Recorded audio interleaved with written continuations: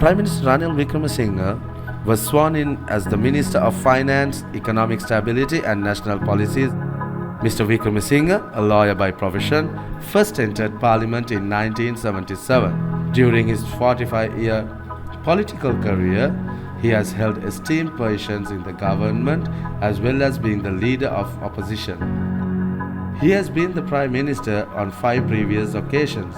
Having taken over the premiership in May 2022, Mr. Wickremesinghe is faced with the momentous task of leading the country out of its current political and economic turmoil.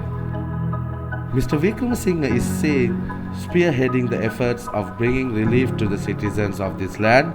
He has had discussions with several nations and organizations who have pledged their support to help Sri Lanka overcome this situation.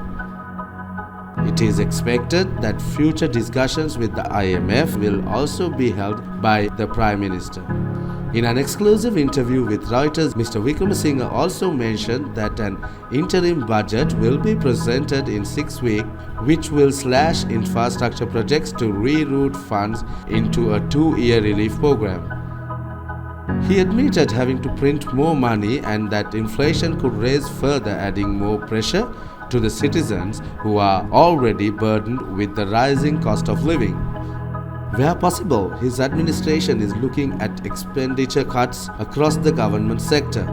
He is hopeful that the country will be able to secure a sustainable loan package from the IMF while undertaking structural reforms in order to attract new investments into the country. Since chemical fertilizer imports were stopped last year, the country is heading towards a food crisis as well. The Prime Minister is looking at obtaining aid from other countries in order to ensure that there is sufficient food.